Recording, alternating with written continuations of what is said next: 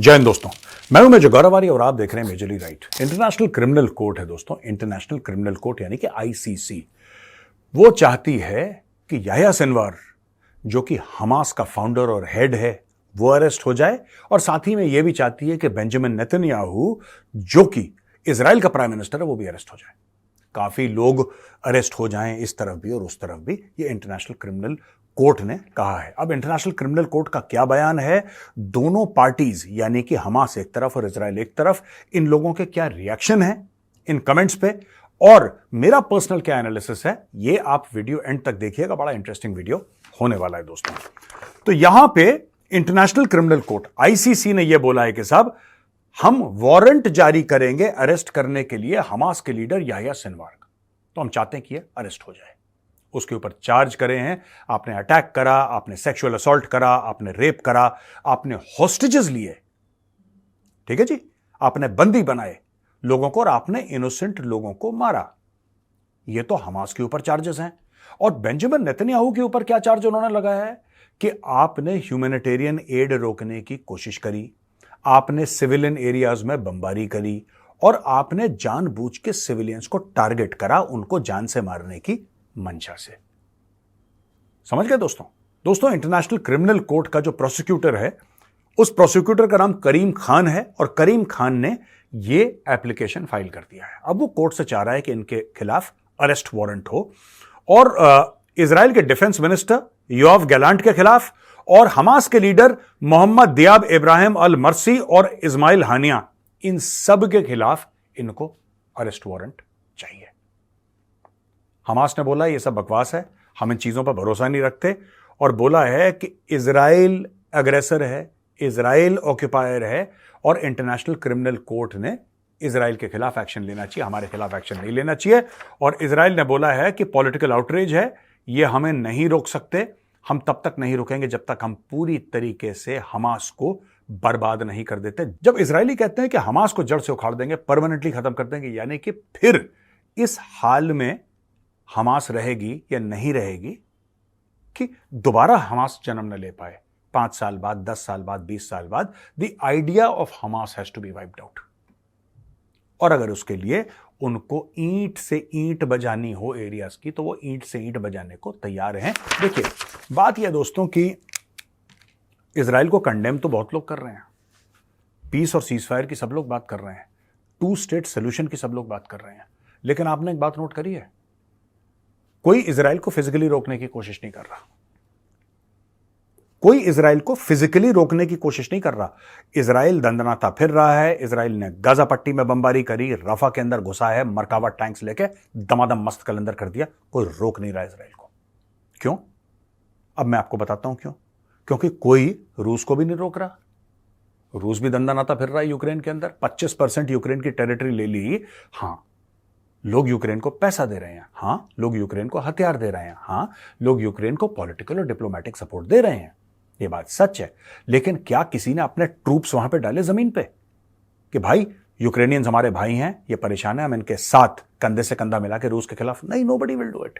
Similarly nobody will stop Israel. अब मैं आपको एक बात बताता हूं, ये कहना फैशनेबल नहीं है दोस्तों आजकल, ये बिल्कुल भी फैशनेबल नहीं है, लोग चाहते नहीं है ऐसी बातें करना, they don't want to talk about it. लेकिन मैं आपको बताता हूं कि कई लोग इस चीज में इजराइल के साथ खड़े हैं कि इनको ठोको, और इनमें सबसे ज्यादा जो इजराइल के साथ खड़े हैं, जो नहीं बोल रहे, बयानबाजी उनकी कुछ और है दोस्तों। ये सच्ची बातें हैं, मैं आपको बता रहा हूं, ये सिर्फ मेरा एनालिसिस नहीं है, this is the plain 100% truth. इसमें कई ऐसे मुस्लिम देश हैं जो मुंह से तो ये कह रहे हैं, जब आपको जबान से अपनी एक बयान देना पड़ता है औपचारिक रूप से, फॉर्मल रूप से, सबके सामने, कि यार ये बड़ा गलत हुआ फिलिस्तीनियों के साथ, ऐसा नहीं होना चाहिए था यार, हम कंडेम करते हैं यार, इजराइल बहुत गलत कर रहा है यार, बहुत गलत है, ये गलत है, इस्लामोफोबिया, फलाना ढिमका। दिल ही दिल में इनके लड्डू फूट रहे हैं, क्या ठोको इनको, इनको ठोको। ऐसा क्यों है दोस्तों? और हर एक चीज के पीछे लॉजिक होता है।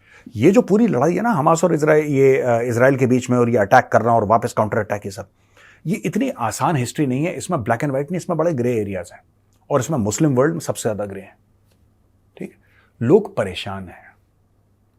अगर मैं आपको बताऊं कि हमास से, ठीक है, हमास से इजराइल सबसे ज्यादा परेशान है, लेकिन उससे थोड़ा सा नीचे अगर देखें कि कौन सी पार्टी परेशान है हमास से सबसे ज्यादा, which is really sick and tired of Hamas. और ये लोग कह रहे हैं कि ठोको इनको, हां मुंह से ये भी कह रहे हैं कि इजराइल मत ठोको मत ठोको, मत मारो इनको, तुम गलत कर रहे हो, मुंह से यही कह रहे हैं, लेकिन चुपचाप इजराइल को इधर इस घर में, ये पैलेस्टीनियन अथॉरिटी है, ये पैलेस्टीनियन अथॉरिटी है दोस्तों। 2006 में चुनाव हुआ था गाजा पट्टी में पैलेस्टीनियन अथॉरिटी और हमास के बीच में, और लोगों ने हमास को जिताया, हमास चुनाव जीत कर आई। बाद में लोगों को एहसास हुआ कि ये तो दहशतगर्द हैं, लेकिन ठीक है, वहां पे एक इमोशन है इजराइल के खिलाफ, तो उस इमोशन को लेकर ये आगे बढ़ते चले गए। वहां पे रॉकेट लॉन्चर लेके और बम पटाखे लेके और रॉकेट लेके, और लोगों को एक माहौल बनता है ना, तो एक माहौल बना वहां पे। लेकिन what is the fact of the matter यार दोस्तों? फैक्ट ऑफ द मैटर सिर्फ ये है कि ये सारे लोग नफरत करते हैं हमास से, लेकिन बोल नहीं सकते यार, क्योंकि आलम इस्लाम में जो इस्लामिक स्ट्रीट है, जो मुस्लिम स्ट्रीट है, वो किसी भी देश में हो, जो आम मुसलमान है वो फिलिस्तीन के साथ खड़ा है। आम मुसलमान एक छुआरा ना भेजे, आम मुसलमान एक छुआरा ना भेजे, खजूर ना भेजे, एक नया पैसा ना भेजे फिलिस्तीन, लेकिन दिल से साथ है, ट्विटर पे साथ है, फेसबुक पे साथ है भाई, फेसबुक पे पूरा साथ है वो फिलिस्तीन के साथ। चाहे फिलिस्तीन को अपनी पुरानी फटी हुई कमीज ना भेजे, फिलिस्तीन के साथ खड़ा है, और यहीं पे फिलिस्तीन मार खा रहा है, क्योंकि फिलिस्तीन को कोई पसंद नहीं करता। अब इन्होंने ये बोला है कि साहब आप इनको अरेस्ट करिए। क्या आपको लगता है कि ये अरेस्ट कर पाएंगे एक हेड ऑफ स्टेट को? आपको क्या लगता है? नीचे कमेंट्स में लिखिए। बेंजामिन नेतन्याहू का यही तो चाह रहे हैं कि पुतिन को भी कह रहे हैं अरेस्ट कर देंगे, अरेस्ट कर देंगे, अरेस्ट कर देंगे। आपको क्या लगता है? ये जो करीम खान है, ये पता नहीं कहां का रहने वाला है करीम खान, आपको क्या लगता है करीम खान जी अपना वारंट लेके जाएंगे तेल अवीव, बोलेंगे ये बेंजामिन नेतन्याहू को अरेस्ट करो? पतंग उड़ा देगा इजराइल इनकी, इनको पता नहीं लगेगा इंटरनेशनल क्रिमिनल कोर्ट कहां था, कहां चला गया। तो ये सब कहने वाली चीजें होती हैं दोस्तों, ये सब कहने ऐसी सुनने वाली चीजें होती हैं, इनमें कुछ दम नहीं है। और आखिरी पॉइंट मैं आपको बता दूं, ये जो ईरान का राष्ट्रपति मारा गया और ईरान का फॉरेन मिनिस्टर मारा गया है, कल जो मैंने बात बोली थी ना, अब वो सोशल मीडिया पे तूल पकड़ रही है, और धीरे धीरे लोग कह रहे हैं कि यार हो ना हो इजराइल ने निपटाया हो। प्रूफ किसी के पास नहीं है, लेकिन जिस तरीके से इजराइल ने मना करा ना दोस्तों, जिस तरीके से दोस्तों मौत हुई रईसी की, जिस तरीके से इजराइल ने मना करा, फिर तभी दिमाग में घंटियां। वो मरा नहीं, उसके 1 घंटे बाद ओ हमने कुछ नहीं करा, हमारी तरफ मत देखो ऐसे।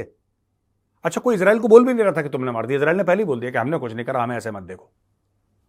मैं आपको बार बार बता रहा हूं कि इसके अंदर इन्वेस्टिगेशन होगा, इसमें पता लगेगा कौन गुनहगार है, कौन इनोसेंट है, ये सब पता लगेगा। लेकिन मैंने बहुत पहले बोल दिया था दोस्तों, राइट, ये पूरा मैटर अब चेंज हो गया है।